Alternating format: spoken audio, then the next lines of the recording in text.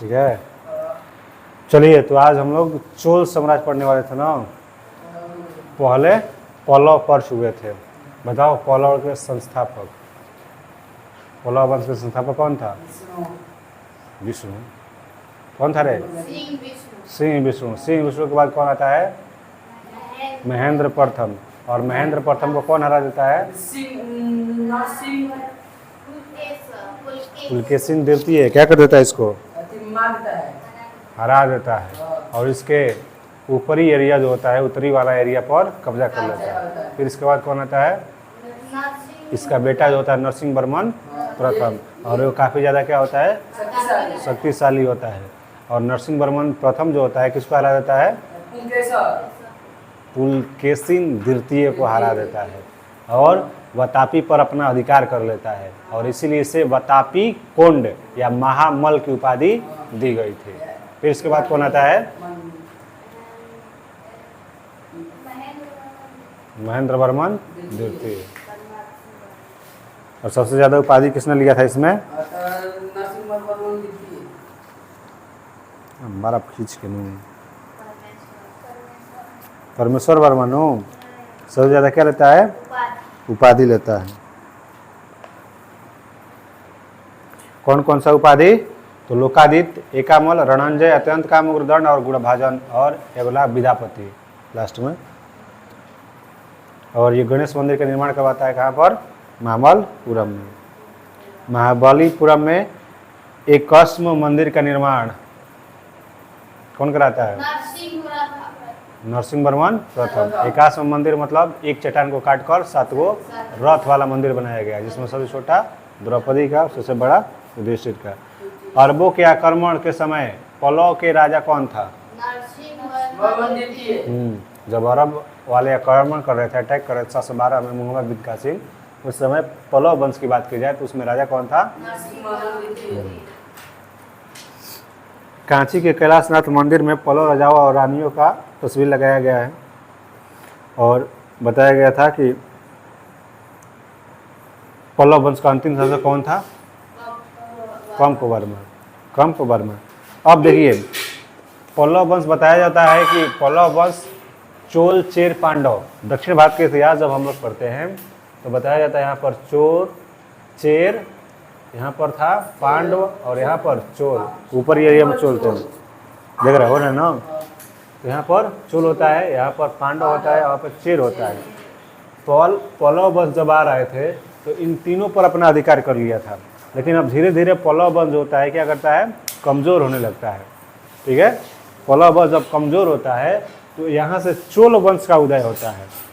बताया जाता है कि चोल, चेर, पांडव में सबसे शक्तिशाली राजवंश की बात की जाती है तो कौन था? चोल था।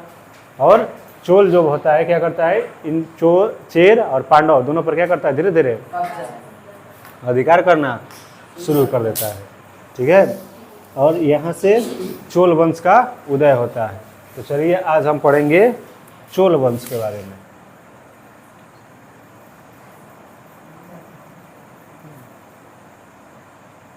चोल डायनेस्टी। स्थापना की बात की जाए कि इसके संस्थापक कौन थे, तो कौन हो जाएगा इनसे संस्थापक?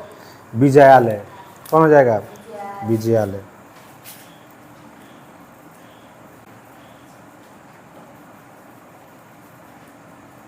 संस्थापक हो जाएगा विजयालय। यानी धीरे धीरे ये क्या कर रहा है? विजय प्राप्त कर रहा है। किस पर? पल्लव पर। याद रखिएगा, चोल धीरे धीरे क्या कर रहा है? विजय पर। पल्लव जब थे तो इन तीनों राजवंश पर अटैक करके कुछ कुछ भाग जीत लिया था, और इन समय चोल, चेर, पांडव इन सब का अस्तित्व खत्म होने लगा था। लेकिन धीरे धीरे देखा कि पल्लव वंश अब कमज़ोर हो रहा है, तो इन लोगों ने उदय होना स्टार्ट कर दिया। तो सबसे इसमें शक्तिशाली जो होता है चोल, और सबसे ज़्यादा अधिकतर सबसे जल्दी जो होता है उपज कर सामने आता है चोल राजवंश। इसमें संस्थापक की बात की जाए तो विजयालय था। ठीक है, और ये जो था सामंत था भी। विजयालय जो था संस्थापक तो था, लेकिन सामंत था पल्लव का। ये उन्हीं के देखरेख में काम करता था। कौन सा? विजयालय। ठीक है, राजधानी की बात की जाए तो तंजावर। तंजौर हो जाएगी या तंजावुर। ठीक है, साउथ के मूवी देखोगे तो इसके जिक्र किया जाता है राजधानी, तो राजधानी क्या हो जाएगी, तंजौर या तंजावुर। तंजौर या तंजावुर क्या हो जाएगी, राजधानी किसकी, विजयालय या चोल वंश की। ठीक है, तंजावुर के वास्तुकार के बोला जाएगा, वास्तुकार कौन था, तो वास्तुकार हो जाएगा हमारा कुंजरमल। कौन सा हो जाएगा, कुंजरमलन। कुंजरमलन हो जाएगा हमारा क्या, वास्तुकार। वास्तुकार कौन हो जाएगा, कुंजरमलन किसकी, तंजौर की। संस्थापक हो जाएगा विजयालय, राजधानी हो जाएगी तंजावुर, तंजावुर के क्या हो जाएगा वास्तुकार, कुंजरमलन, कुंजरमलन। आगे देखिए यहाँ पर विजयालय ने नरकेसरी की उपाधि धारण की थी। ये जो था एक उपाधि धारण किया था नरकेसरी, कौन सा, तो नरकेसरी का उपाधि जो है कौन धारण करता है, विजयालय। ठीक है, रवि वगैरह है ना, वो तो तक नौकरी करके पटना से आ जाला 7 दिन पे खाली।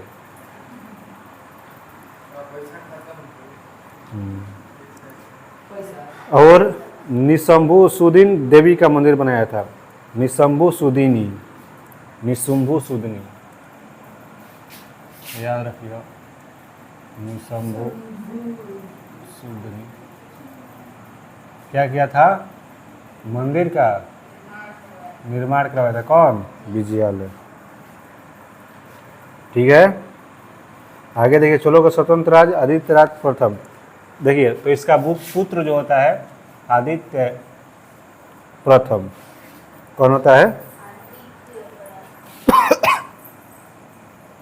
ये जो होता है शक्तिशाली राजा होता है, और ये जो होता है स्वतंत्र राजा, मतलब पल्लव की ये देख रेख में काम कर रहे थे। विजयालय पल्लव के सामंत थे, लेकिन आदित्य प्रथम जो होता है क्या करता है, स्वतंत्र चोल वंश के स्थापना करता है, स्वतंत्र चोल वंश के स्थापना करता है। विजयालय के पुत्र आदित्य वन, बिल्कुल जैसे वहाँ पर महेंद्र वर्मन प्रथम जो होता है पुलकेशिन द्वितीय से हार जाता है, तो इसका बदला लेने के लिए कौन आता है, उसका बेटा नरसिंह वर्मन प्रथम, और उनको हरा देता है। बिल्कुल इसी तरीके से विजयालय जो था पल्लव के सामंत थे, लेकिन इसके बाद आदित्य प्रथम जो होता है इसका बेटा, ये शक्तिशाली राजा होता है, और ये स्वतंत्र मतलब पल्लव के अधीन से छुड़ा लेता है अपना, और ये स्वतंत्र राज्य का स्थापना करता है चोल वंश का। तो स्वतंत्र संस्थापक बोलेगा तो हो जाएगा आदित्य प्रथम, लेकिन संस्थापक ऐसे पूछा जाएगा तो हमारा विजयालय। पल्लव पर विजय प्राप्त पाने के आदित्य प्रथम ने कोदंडराम की उपाधि, कोदंडराम उपाधि एक थी इसकी, को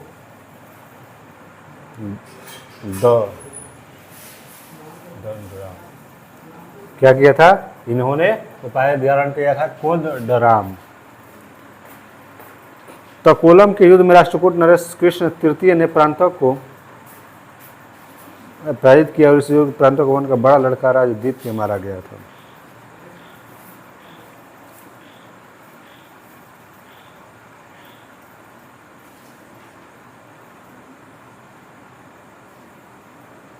देखिए यहाँ पर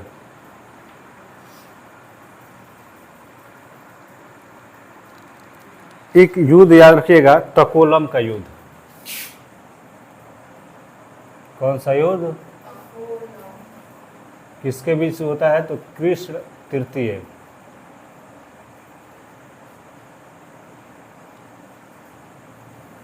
कृष्ण तृतीय एवं कौन सा,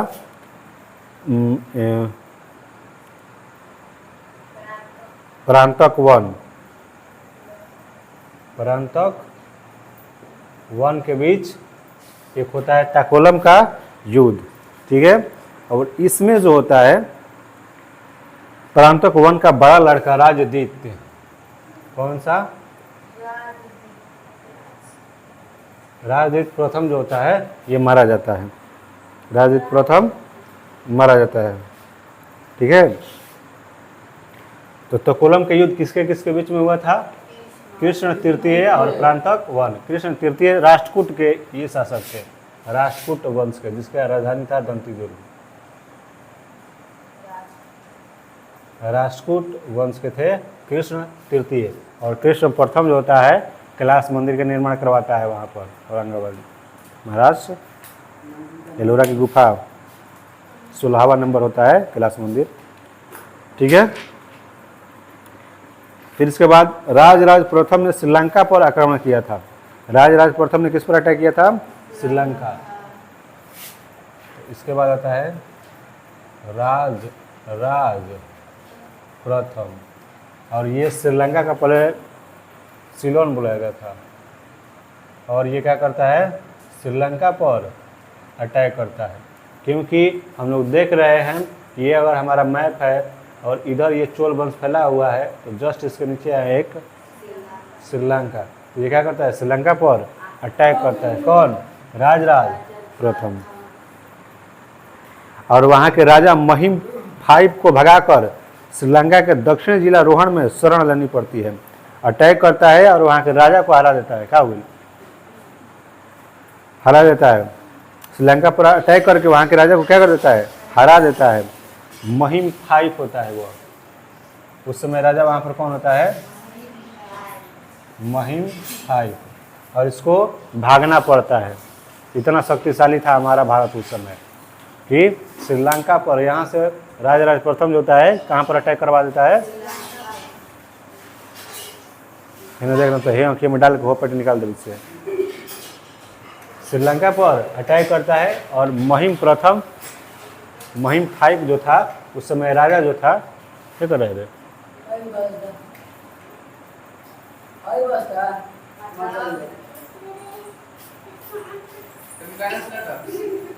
महिम V जो होता है क्या होता है? भाग जाता है।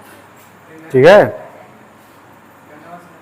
श्रीलंका के दक्षिण जिला के रोहण में शरण लेता है, भाग जाता है, रोहण में शरण ले जाता है। ठीक है, आगे देखिए। राजराज प्रथम श्रीलंका के विविध देशों को चोल साम्राज्य का एक नया प्रांत मुंडी चोल मंडलम, क्या का लिखा है बुझा तो बैठ रहा। यहाँ पर श्रीलंका में अटैक करता है, जीत जाता है, और जिस भाग को वह जीता था वहाँ पर एक राज का निर्माण करता है वह मुंडी चोल मंडलम, याद रखिएगा मंडलम। ठीक है, श्रीलंका में ये क्या करता है? एक राज स्थापना करता है जिसको ये जीता था, वहाँ पर मुंडी चोल मंडलम। ये क्या करता है? राज बनाता है, और उसकी राजधानी जो होती है पोलन रुआ। राजधानी इसकी क्या रखता है? पोलन रुआ। ठीक है, इसकी राजधानी कहाँ रखता है? पोलन रुआ कैपिटल। राजराज प्रथम शैव धर्म का अनुयायी था और इसने तंजौर में राजेश्वर का शिव मंदिर बनाया था। ये क्या बनवाता है? शिव मंदिर, राजेश्वर। और एगो था राज सिद्धेश्वर। कौन था? राजेश्वर। क्या होता है ये? शिव मंदिर का निर्माण कौन कराता है यहाँ पर? राजराज प्रथम।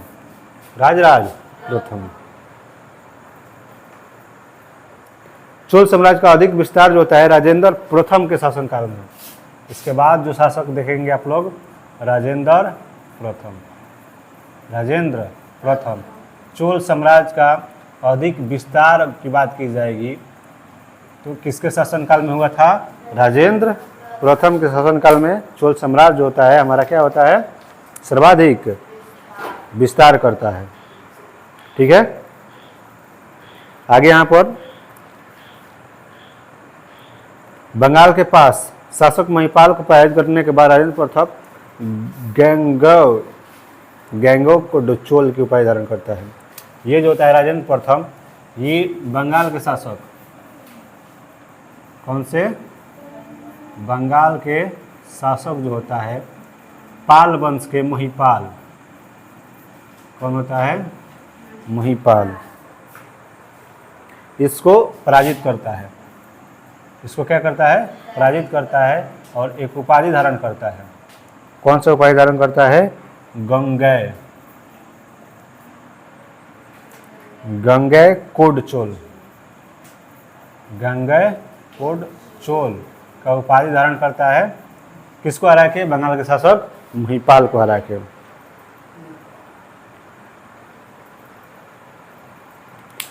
और नवी राजधानी गंगैकोंड चोलपुरम के निकट चोलगंगम नामक विशाल तालाब का निर्माण करवाता है। राजेंद्र द्वितीय आता है। इसके बाद कौन आता है? राजेंद्र द्वितीय सेकंड नंबर का आता है।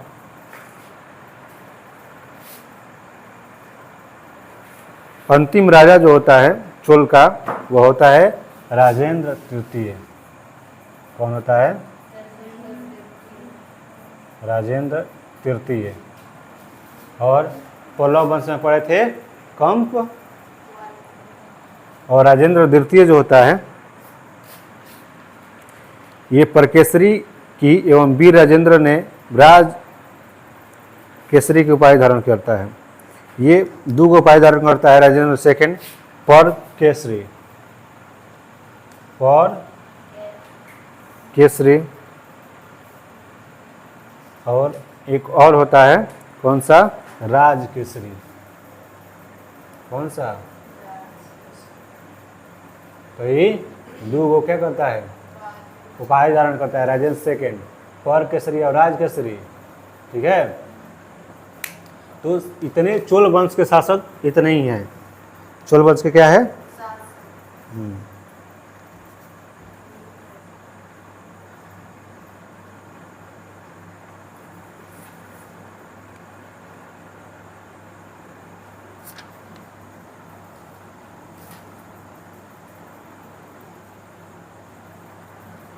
और एक दो राजा के बारे में थोड़ा दिया है तो उसको समझ लीजिए।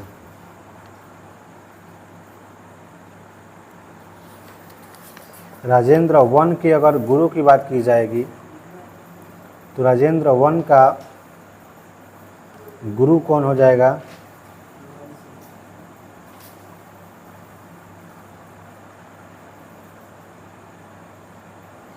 ईशान शिव। राजेंद्र प्रथम के गुरु हो जाएगा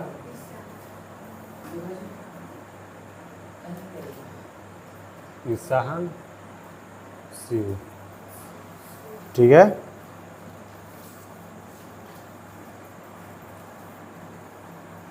चलिए एक दो राजा और है इसके बारे में थोड़ा समझ लीजिए।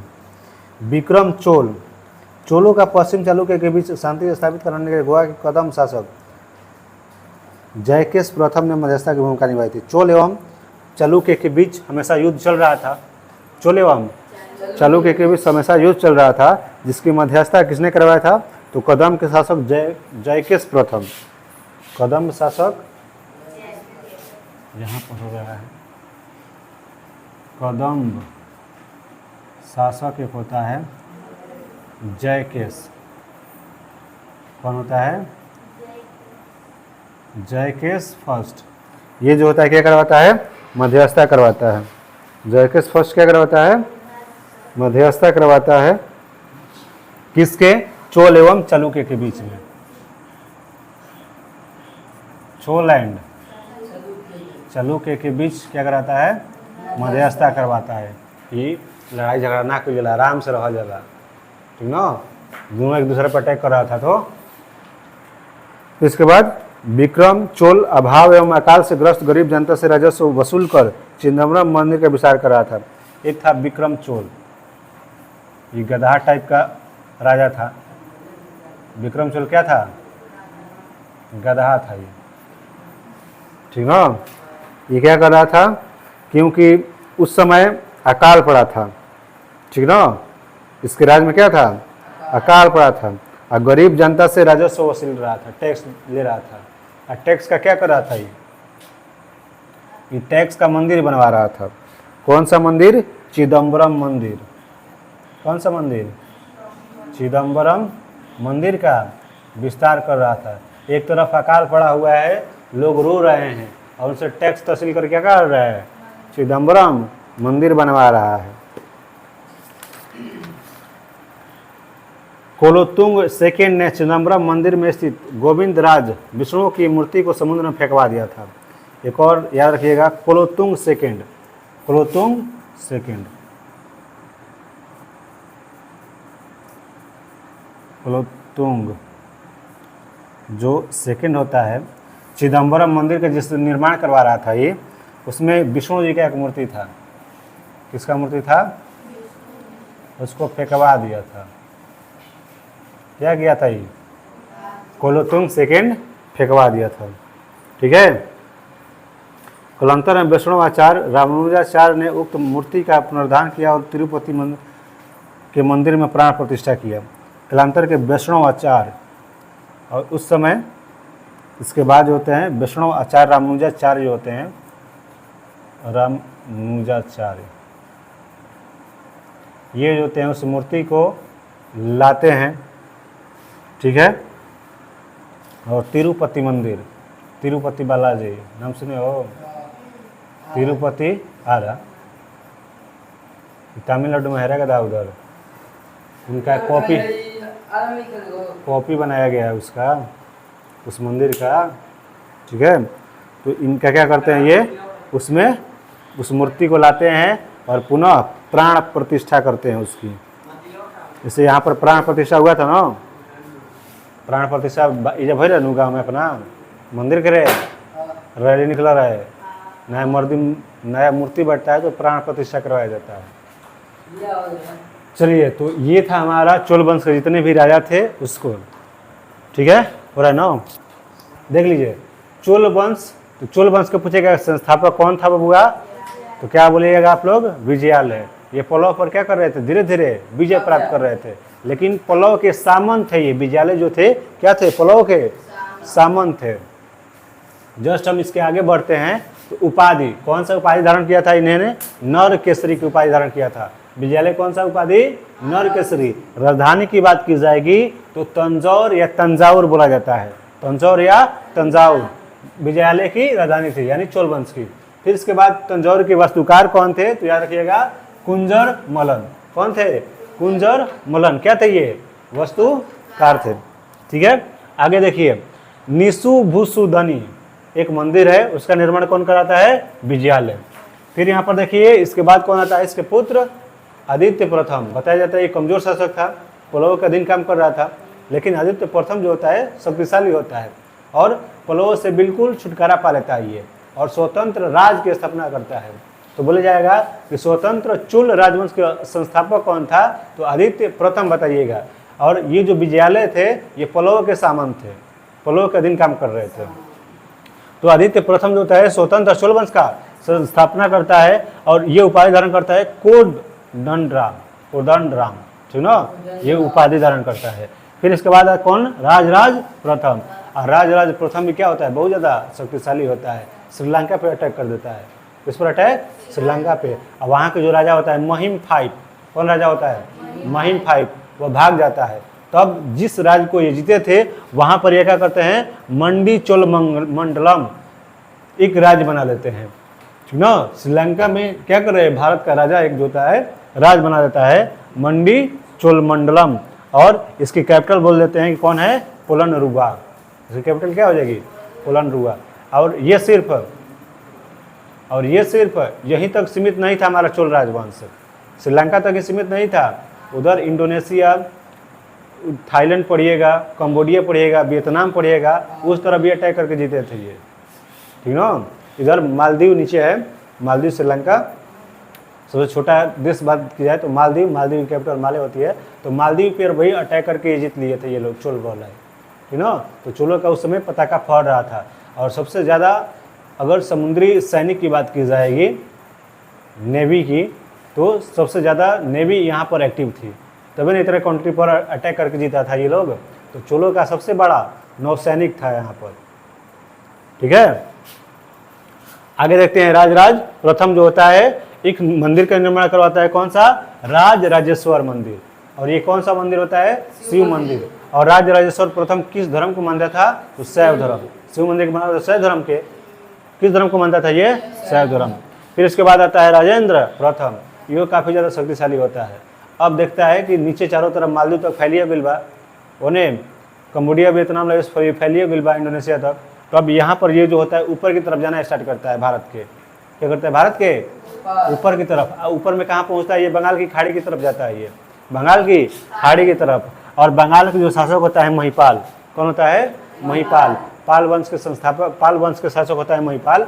और महिपाल को क्या करता है? ये पराजित करता है। और कौन सा उपाधि धारण करता है? गैंगो चोल।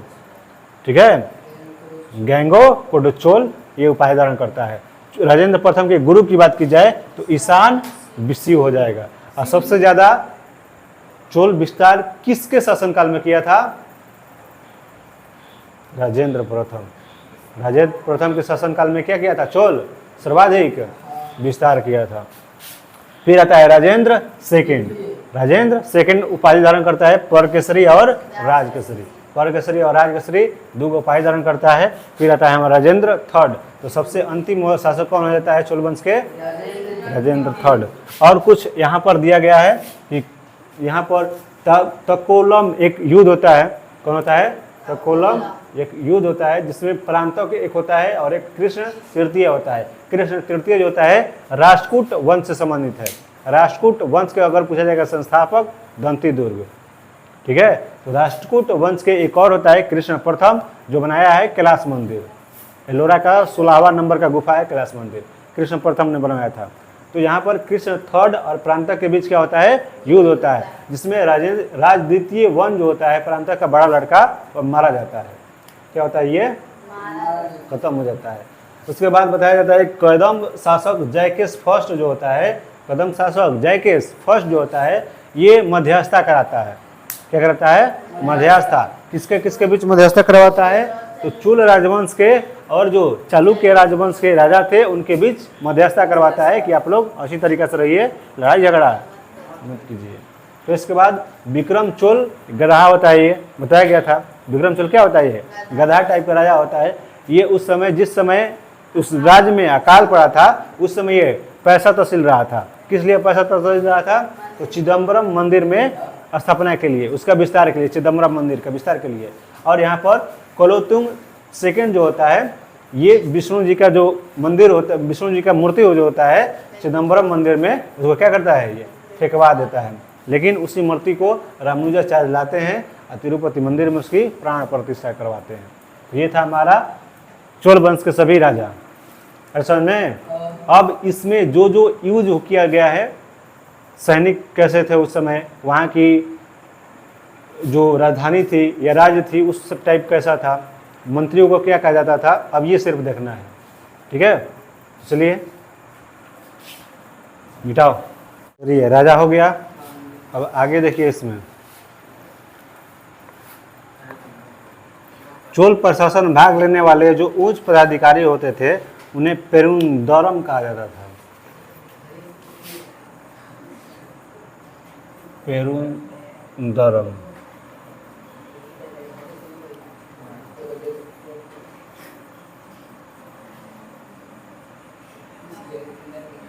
उच्च अधिकारी जो होते थे उन्हें क्या कहा जाता था? पेरुंदरम। जो उच्च अधिकारी थे उनको कहा जाता था। निम्न श्रेणी के पदाधिकारी को सेरुंदरम।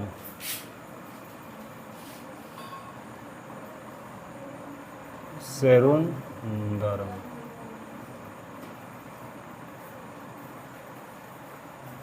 निम्न अधिकारी को कहा जाता था। ठीक है, लेखों में कुछ उच्च अधिकारी को उड़न कुट्टम भी कहा जाता था। पेरुंदरम और कहीं कहीं पर मिलेगा उड़न कुट्टम।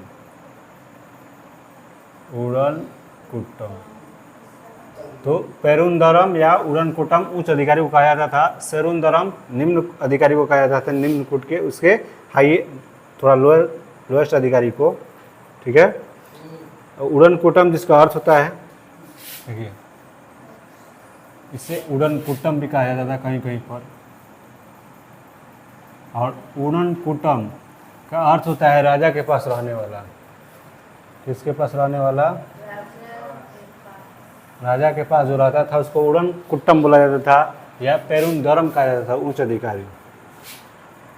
संपूर्ण चोल साम्राज्य 6 मंडलमों में या प्रांत में विभक्त था। चोल साम्राज्य जो होता है क्या था, 6 प्रांतों में विभाजित था। 6 प्रांतों में विभाजित था। कौन? हमारा चोल साम्राज्य 6 प्रांतों में विभाजित था।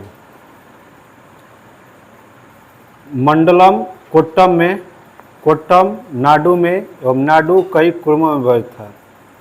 ठीक है, तो प्रांतों में विभाजित था। मंडलम से छोटा होता था कोट्टम। मंडलम से 6 प्रांत या मंडलम एक ही है, मंडलम में विभक्त है। ठीक है, मंडलम के बाद क्या होता है? कोट्टम। मंडलम के बाद कौन सा होता है? मंडलम के बाद होता है कोट्टम। कोट्टम के बाद होता है नाडु। कोट्टम के बाद होता है नाडु एवं नाडु कई कुर्मों में विभक्त था। क्या था? कुर्मों में विभक्त था। तो प्रांत या मंडलम एक ही था, उसके बाद कोट्टम आता था, फिर इसके बाद नाडु, फिर इसके बाद कुर्मों में विभक्त था। नाडु की स्थानीय सभा को नाटुर कहा जाता था। नाडु की जो स्थानीय सभा होती थी इसे नाटुर, स्थानीय सभा। जो नाडु की स्थानीय सभा होती थी उसे क्या कहा जाता था? नाटुर। ठीक ना। एवं नगर की स्थानीय सभा को नगरतार कहा जाता था। नगर जो होता था इसके स्थानीय सभा को नगर के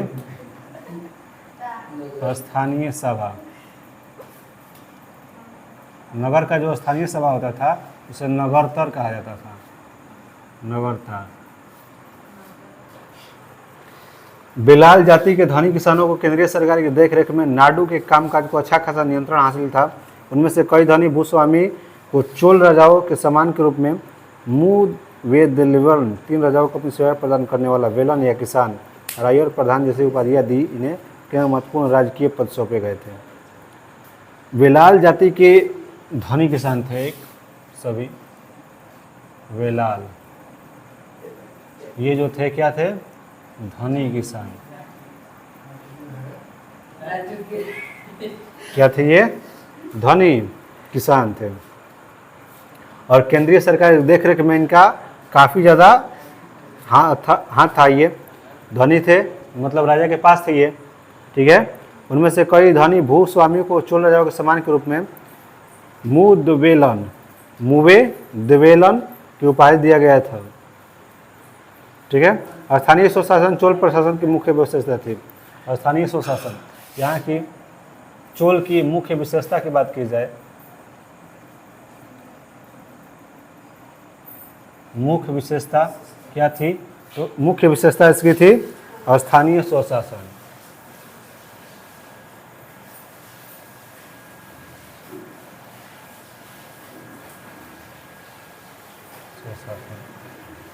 स्थानीय सुशासन जो थी क्या थी? इनकी मुख्य विशेषता थी। उर्स और साधारण लोगों की समिति थी जिसका कार्य होता था सार्वजनिक कल्याण के लिए तालाबों एवं बगीचों के निर्माण हेतु गांव के भूमि का अधिग्रहण करना। उर जो था ये था हमारा एक समिति जो लोगों की मदद करता था। कार्य होता था सार्वजनिक कल्याण के लिए तालाब एवं बगीचे का निर्माण किया जाए। तालाब एवं बगीचों का निर्माण किया जाता था ताकि ये लोगों की हेल्प हो सके। सभा एवं महासभा सभा एवं महासभा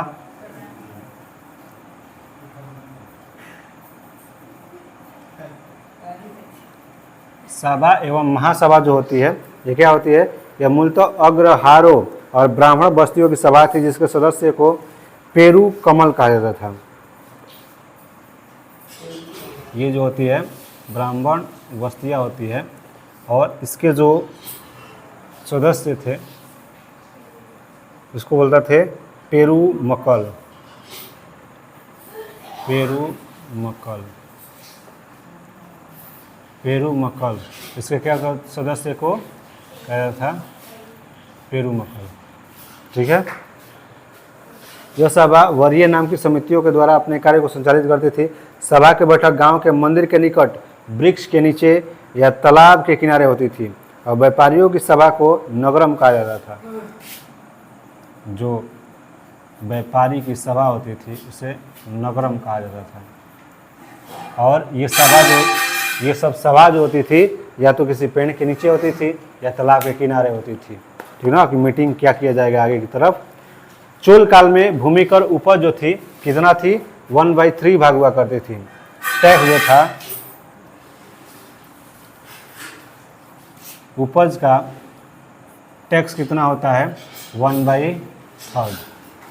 ठीक ना, टैक्स कितना होता है? 1/3। मतलब 30 किलो तैयार अगर धान भइल तो 1 किलो, 1 किलो नो 10 किलो। 1/3 का मतलब हुआ।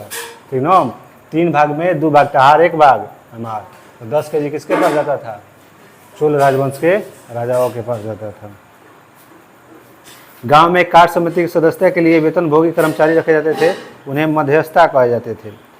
जो भी कार्य होता था उसमें समिति के सदस्यों के लिए जो वेतन होता था कर्मचारियों को वेतन देने के लिए चोल राजवंश में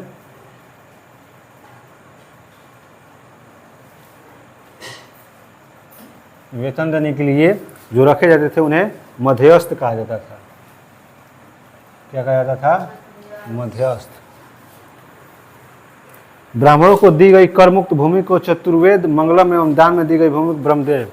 अब यहाँ पर ब्राह्मण जो थे उनको भूमि जो दी जाती थी उस पर टैक्स फ्री होते थे। क्या होते थे? Tax free. मतलब 1/3 आपको नहीं देना है। उसको बोला जाता था चतुर्वेदी। क्या बोला जाता था? चतुर्वेदी मंगलम। चतुर्वेदी मंगलम। या जो दान में दी जाती थी भूमि, क्या होती थी? जो दान में दी जाती थी उसे ब्रह्मदेय कहा जाता था। ब्रह्मदेय कहा जाता था। तो टैक्स फ्री वाली को क्या बोलते थे? चतुर्वेदी मंगलम। और जो दान में देते थे उसे ब्रह्मदेय कहा जाता था ब्राह्मणों को। चोल सेना में सबसे संगठित अंग था पदाती सेना। सबसे संगठित अंग कौन था? पदाती सेना। चोल काल में कलांजू सोने के सिक्के थे। कलंजू क्या थे? सोना के सिक्का। एगो रुपयक बताइए रही, ये क्या था? रुपयक। चांदी का सिक्का रुपयक। कलंजू क्या था? सोना का सिक्का था। तमिल कवियों में जयंगोद प्रसिद्ध कवि था जो कलंतुंग प्रथम का राज्य कवि था। उसकी रचना कलिंग तूपणी। नामो ऐसा नहीं दे दे बन में उलझल रहोगा। याद रखिएगा यहाँ पर जैन गोदर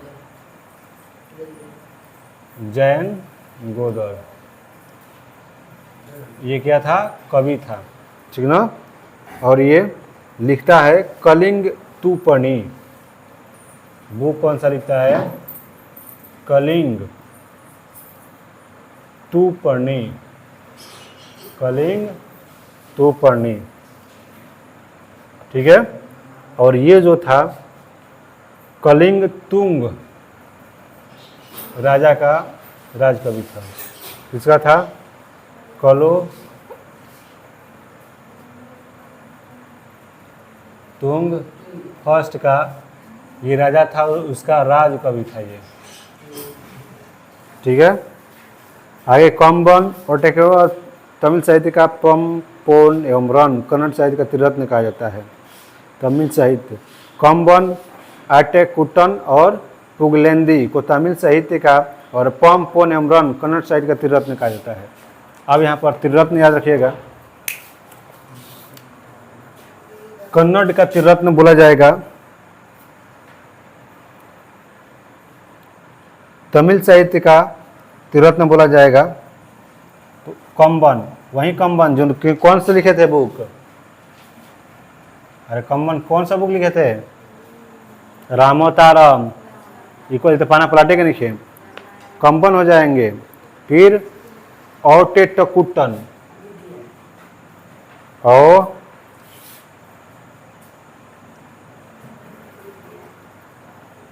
औटटकुट्टन, याद रखिए औटटकुट्टन। और एक हो जाएगा पुगलेंदु, पुगलेंदी, पुगलेंदी। ये तीनों जो हो जाएंगे त्रिरत्न होंगे। क्या होंगे? त्रिरत्न। किसके त्रिरत्न होंगे? तो ये हो जाएंगे तमिल साहित्य के। किसके?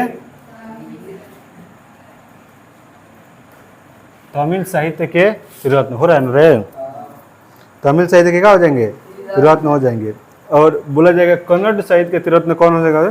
तो पंप पुन रन, पंप पुन और रन, पंप पुन और रन।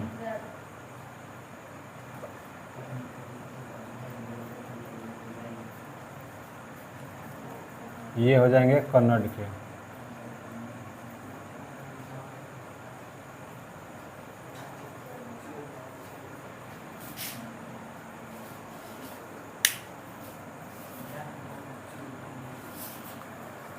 ठीक है, तो याद रखिएगा कन्नड़ के हो जाएंगे पंप पुन रन। ये क्या हो जाएंगे? कन्नड़ के त्रिरत्न। तमिल के त्रिरत्न हो जाएंगे कम्बन, ओटकुट्टम और पुगलेंदी। ये सब कवि है। ये सब क्या है? कवि है वहाँ के। पर्सी ब्राउन ने तंजौर बृहदेश्वर मंदिर के विमान को भारतीय वास्तुकला का निष्कासन माना और नटराज प्रतिमा को चोल कहा जाता है। चलिए आगे देखिए। चोल काल से प्रतिमाएं संसार की सबसे उत्कृष्ट कांस्य प्रतिमाओं में से गिनी जाती है। शैव संत ईशान सिंह बताया गया था, राजेंद्र प्रथम के गुरु थे। चोल काल 10वीं सदी का सबसे महत्वपूर्ण बंदरगाह कावेरी पट्टनम था। चोल का अगर बात की जाए महत्वपूर्ण बंदरगाह की तो कौन था? कावेरी पट्टनम। कावेरी पट्टनम जो था ये क्या था? प्रमुख बंदरगाह था चोल का। ठीक ना? आगे देखिए, इसमें बहुत बड़ा गांव जो इकाई के रूप में शासित किया जाता था तनियर कहलाता था। तनियर एक होता था बहुत बड़ा गांव, बड़ा गांव क्या होता था? तनियर। क्या कहलाता है उसे? तनियर।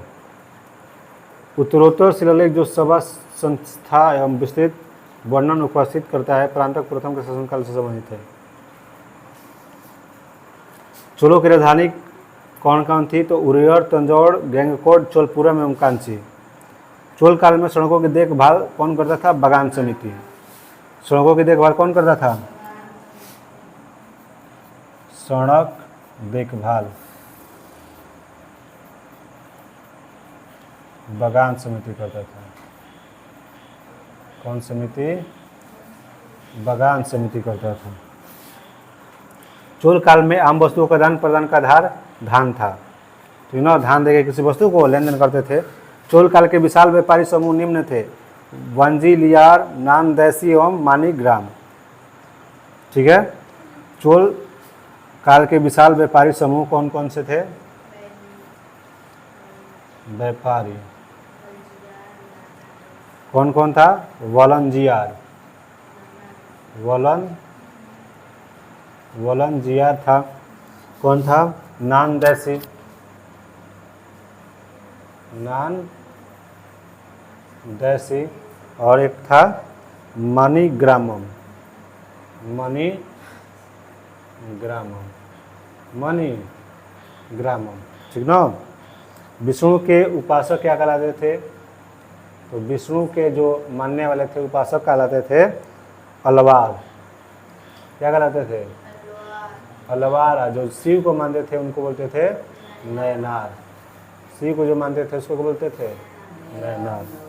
तो ये हमारा जो होता है खत्म होता है चोल वंश। चोल वंश की राजधानी थी उरिवोर, तंजौर, गंगकोट, चोलपुरम एवं कांची। जो है नहीं है राजधानी याद कर लिया, ये मिल गया नहीं। इनकी राजधानी सब अलग अलग थी, ठीक ना। उरुवोर कौन था? उरु उरे उरे उर, ठीक है। फिर कौन था? तंजौर। कौन था? तंजौर। फिर कौन था? गंगैकोंड। गंगैकोंड। गंगैकोंड। फिर कौन था? चोलपुरम। चोलपुरम और क्या था? कांची। ये 5 गो राजधानी थी क्रमशः इनकी। अब यहाँ पर खत्म होता है, एक बार रिवीजन कर लीजिए अच्छी तरीके से, सुनिए, देखिए दिमाग में डालिए। पेरुंदरम उच्च अधिकारी होते थे, ये चोलों में जो हाईएस्ट पद होता था ये क्या होता था? पेरुंदकरम। थोड़ा नाम इन्होंने अच्छी तरीके से जगह पड़ी। पेरुंदकरम क्या था? ये हाईएस्ट अधिकारी होते थे, उच्च अधिकारी होते थे। फिर इसके बाद उड्डन कुटम, इसे उच्च अधिकारी को कहीं कहीं पर क्या बोला गया है? उड्डन कुटम। और उड्डन कुटम का अर्थ बताया गया है जो राजा के पास बैठता हो, हमेशा किसके पास हो? राजा के पास हो। इसके निचले अधिकारी जो होते थे उसको बोलते थे सेरुंदकरम। सेरुंदरम। सेरुंदरम ये क्या होते थे? निम्न अधिकारी होते थे। चोल साम्राज्य कितने भागों में विभक्त था? 6 प्रांतों में विभक्त था। मंगलम, मंडलम या प्रांत, इसको बोलते थे प्रांत को ही मंडलम बोलते थे। अब मंडलम के नीचे होता था कोट्टम, और कोट्टम के नीचे नाडुर, और नाडुर के नीचे नाडु, नाडु के नीचे कुर्रम, और नाडु के जो स्थानीय सभा होती थी उसको नाटुर बोला जाता था।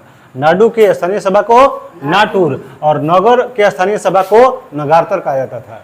नगर के स्थानीय सभा को नगारतर कहा जाता था। बिलाल जो होते थे क्या होते थे? धनी किसान, और जो भी राजा होता था उसके सबसे काफी करीब होते थे ये बिलाल, ठीक ना। मुख्य विशेषता क्या थी? तो चोलों की मुख्य विशेषता थी स्थानीय स्वशासन। क्या थी यहाँ पर? स्थानीय स्वशासन, मतलब छोटे छोटे गांवों पर ये शासन करते थे। उर क्या थी? तो समिति जो क्या करती थी? तालाब और बगीचे बनाती थी ताकि लोगों का मदद हो सके, ठीक ना, उर। फिर इसके बाद हम देखते हैं सभा महासभा। तो यहाँ पर सभा और महासभा ब्राह्मणों की ये जो सभा होती थी इसमें, जिसको बोलते थे सदस्य को क्या बोलते थे? पेरुमकल। इसको सदस्य क्या बोलते थे? पेरुमकल, ठीक ना। व्यापारी जो होता था उसको बोलते थे नगरम। व्यापारी को नगरम बोला जाता था। और उपज पर टैक्स कितना लिया जाता था? 1/3। 1/3। लेकिन ये टैक्स फ्री होता था किस पर? जो ब्राह्मणों को भूमि दिया जाता था उस पर। जो ब्राह्मणों को टैक्स फ्री भूमि दी जाती थी उसको चतुर्वेदी मंगलम कहा जाता था। उन पर आपको 1/3 टैक्स नहीं देना है, ठीक ना। ब्राह्मण को अगर भूमि दे दिया गया तो उनको टैक्स फ्री जो भूमि होती थी उसको चतुर्वेदी मंगलम कहा जाता था। और जो बिल्कुल दान में दी जाती थी उसे ब्राह्म दे कहा जाता था। दे मतलब दे देनी, ब्राह्म मतलब ब्राह्मण, ठीक ना। दान मतलब दान वाले भूमि को क्या बोलता था? ब्राह्म दे। कलंजू क्या होता था? तो सोने के सिक्कों को वहां पर क्या बोलता था? कलंजू। और गुप्त वंश में देखे थे, गुप्त शासक में देखे थे, रुपया क्या होता था? चांदी। क्या? चांदी के सिक्का को रुपया कहा जाता है गुप्त में। तनियर क्या था? तो बड़ा गांव जिस पर शासन किया जाता था उसे तनियर कहा जाता था। सड़कों की देखभाल कौन करती थी? तो बगान समिति करती थी। कौन समिति? बगान समिति। अब यहाँ पर जैंगोदर क्या था? तो जैंगोदर एक कवि था। क्या होता है? एक यहाँ पर जैंगोदर एक कवि होता है और कलिंग तुपणे एक बुक लिखता है। कौन सा बुक लिखता है? कलिंग तुपणी। और किसके शासनकाल में? कलोतुंग फर्स्ट के। कलोतुंग फर्स्ट के शासनकाल में जैंगोदर जो होता है कलिंग तुपणी लिखता है। कलिंग तुपणी, इंपॉर्टेंट बात, सब नाम देख रही। इनकी राजधानियों का एक क्रम दिया गया है। चोल का जो राजधानी है उनका क्रम दिया गया है। उरेउर, तंजौर, गंगकोट, चोलपुरम, कांची, ठीक है। फिर इसके बाद बताया गया है कि कर्मचारियों का जो वेतन देता था, उनकी वेतन को जो देता था उसको क्या बोलते थे? मध्यस्थ। और तमिल साहित्य के त्रिरत्न की बात की जाए तो ये काफ़ी ज़्यादा इंपॉर्टेंट है। तमिल के त्रिरत्न की बात की जाए तो कौन हो जाएगा? कम्बन। और यही कम्बन जो होता है इराम और तारम बुक लिखा है। इरामवतारम, इरामवतारम, ठीक है।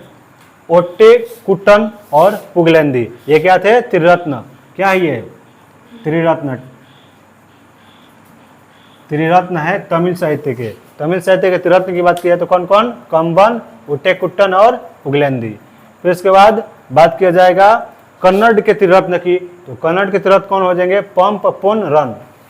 पैप लेके पहुंचल बा, जल्दी भाग, ठीक ना।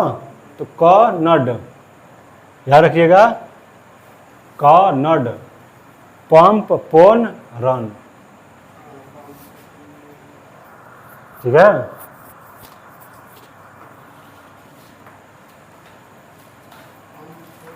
कावेरी पट्टनम जो थी यहाँ की क्या थी? प्रमुख बंदरगाह थी।